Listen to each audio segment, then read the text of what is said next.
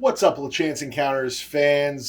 Taking a little couple week break, spending some time with my family, doing what's really important. But I wanted to have some episodes in that time just so we keep things consistent. As always, please like, subscribe, follow, comment, rate, whatever it is that you can do on whatever platform you're on right now to interact with the podcast and help me get more views, help me help more people, help me get more attention. Let's make this big. Let's make it great. Anyway, I appreciate all the help that everyone's given me. So many of you share this stuff all the time. So many people give me positive feedback, and I'm grateful for all of that. Just a little filler episode. I'm going to tell a little story today. My friend Matt Knapp thinks that this is the funniest story of all time. He's been trying to get me to tell it as a stand-up comedy story, and I haven't really found the path for that. So I figured I would record myself telling the story, and maybe we find the funny in it. Now, this goes back to 2003. I was in a band called Drug Test, and we were playing a lot of shows. We were driving all over the place, and we didn't have anything to travel in. So we started shopping for vans, and we're like, between the ages of, I think, 20 and 23 at the time, maybe even younger. Maybe some of us were 19. I'm not sure. But anyway, one of our band members finds a van on eBay. And two of the guys actually had money. I had none. I was just broke as a joke. I believe this van was priced at $900, and the guy wanted a $500 deposit. It was in Georgia, specifically Lithonia, Georgia. Maybe Lithonia. I'm not exactly sure. I think Sylvania light bulbs were made down there. I don't know. I don't know what Lithonia is known for. I think I remember seeing that in a box and going, oh, yeah, I know that town. So I had a pretty flexible work schedule at the time. They were like, hey, you want to go down? We'll pay for the flight. We'll give you money for gas and food, and you drive the thing back. And, in those days, I would drive, 12 hours straight without even thinking about it. I don't know how far Lithonia was, maybe 20. But anyway, could have done it. Could have slept in the van somewhere on the highway, something like that. But could have definitely done it. So, yeah, they give the $500 deposit. They lock up the sale on eBay. I take a flight down into Atlanta. Now, the seller, whose name was Joe Crumbly, was supposed to meet me at the airport.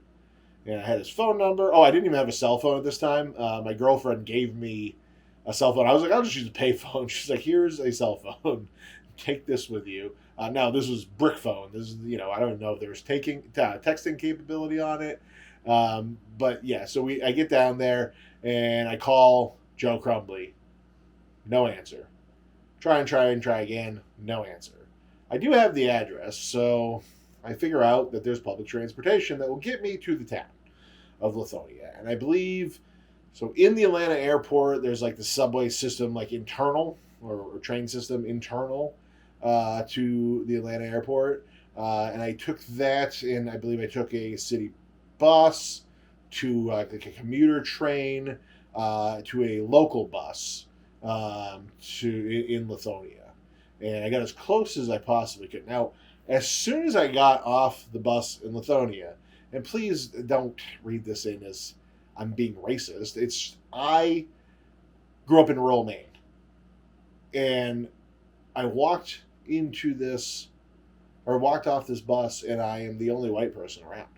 I know that doesn't bother me now. I've spent a lot of time on the road, and I've discovered that people are people, right? Like, you're pretty much, if you're not a dickhead, you're kind of safe anywhere you go, for the most part.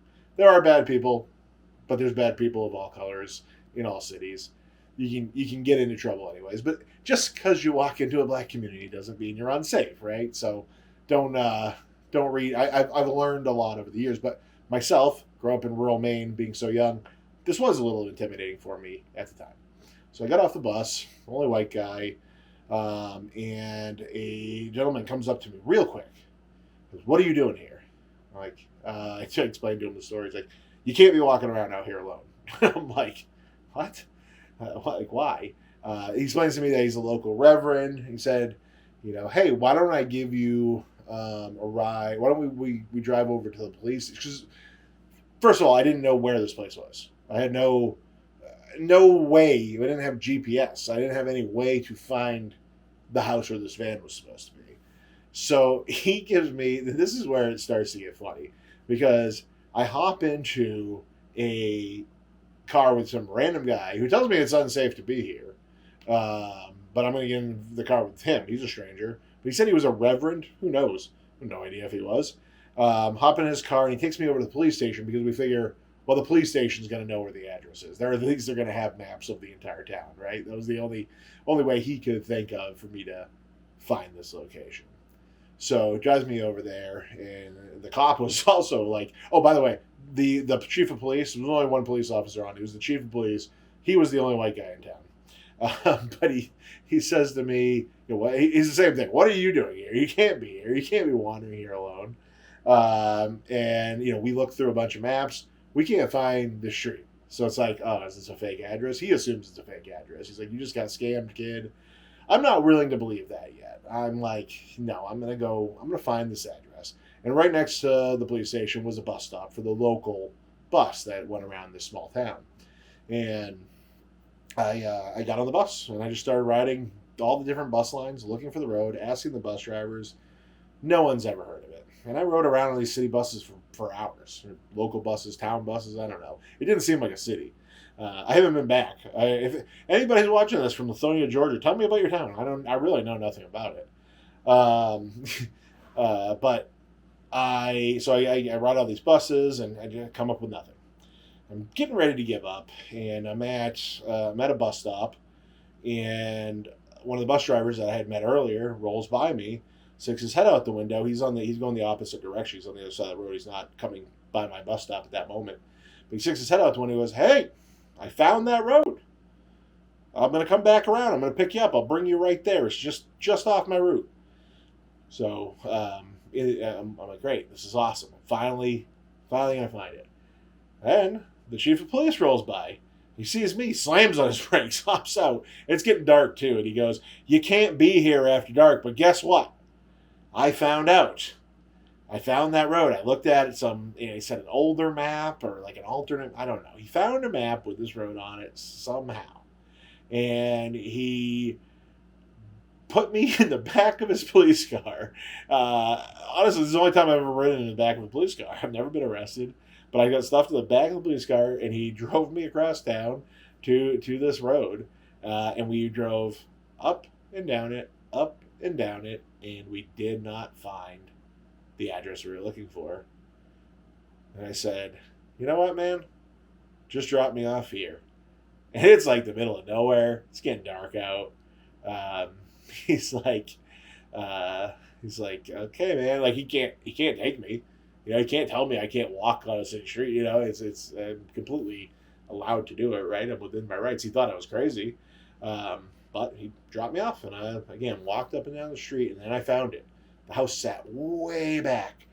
The address was really small next to the door. It was very hard to see, so it made sense that we didn't see it as we were driving.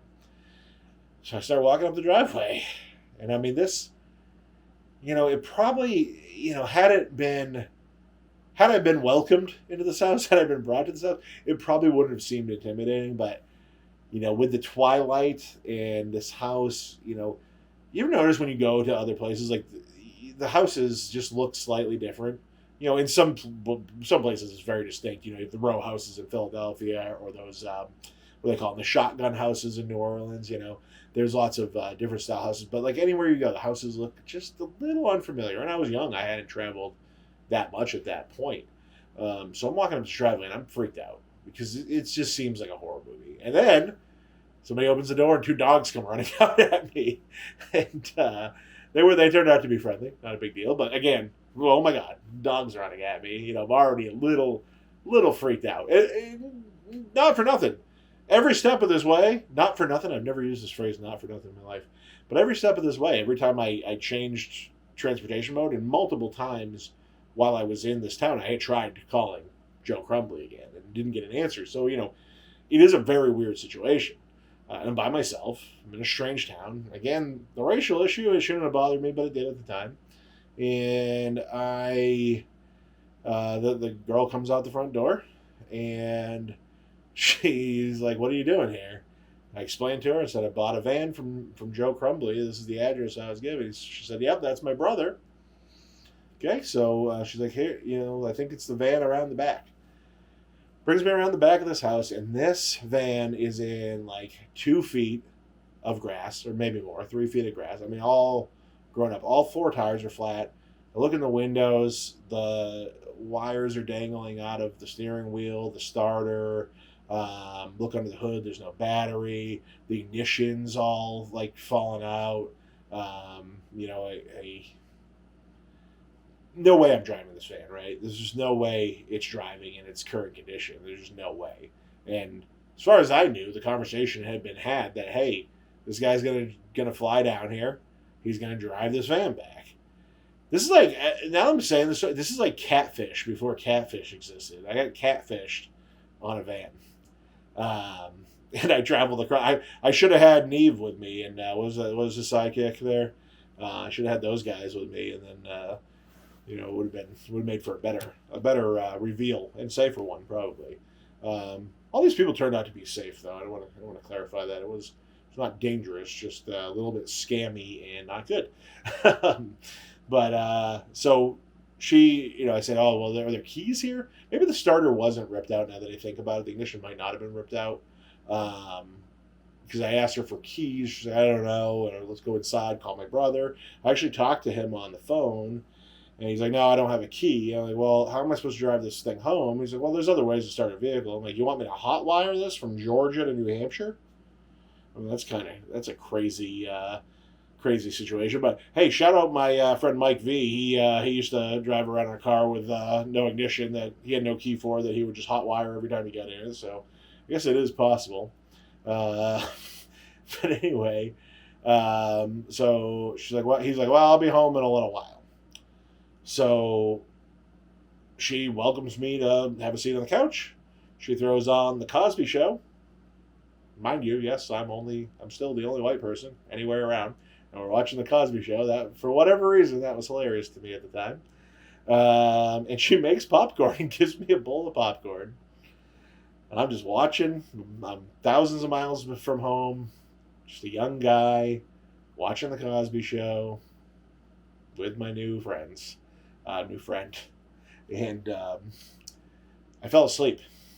I fell asleep on the couch, which is probably the craziest thing I did in this whole story. Like, it just seems irresponsible to have let myself fall asleep. Like, that just seems crazy to have let myself fall asleep. But that's what happened. And so I wake up, and there's a big man standing over top of me going, "Hey, I'm Joe's brother. I got to get you out of here."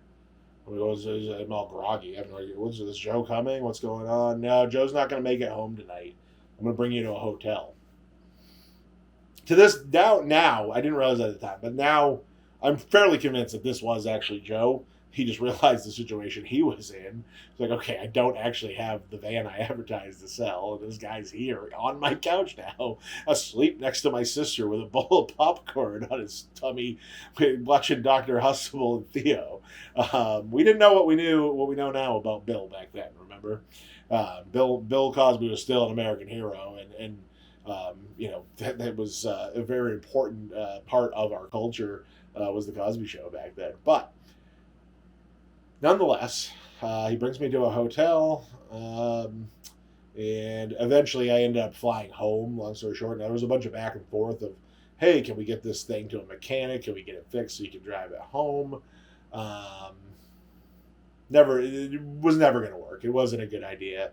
Again, my friend who has wanted me to tell this story for so long, he said, he was advocating for me with the other guys. He was like, "Get Alex home. Get him money, wire some money down there, whatever you have to do, pay for a plane ticket on a credit card, whatever you have to do, get Alex out of there, because this is not a safe situation." Like, if I keep, and as a grown man and adult now, I was an adult then, but at 20, how much of an adult are you actually? You have no experience. But as you know, myself now, everything I've lived through, I recognize that it was probably a bad idea to push the envelope and try to keep, hey, can I force you to fix this van? Can I demand my money back? Because like they were like, well, if we're not going to get the van fixed, go demand the money back. It's like I'm by myself in strange territory. I've got multiple people telling me I shouldn't even be there. Local people, the chief of police telling me I shouldn't be there. So it was the right idea to get out of there. Um, but I believe they never received any of that $500 deposit back. Joe Crumbly got $500 richer off a van that should have never been sold. I don't know. I've tried to make that story a stand-up bit, but I've never done more than 7 minutes of comedy. We're almost 16 now of me telling the story, so I don't know how. And there's not a lot of. It's a funny story. It's not really jokes, It's just kind of a silly, kind of a funny story, a fun adventure.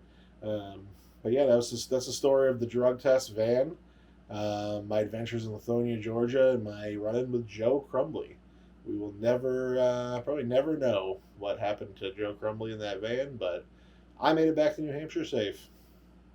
All right, we'll be back next week with a more traditional Chance Encounters episode. I don't know who my guest will be, or I tease that, but in any event, check it out. Thanks for watching.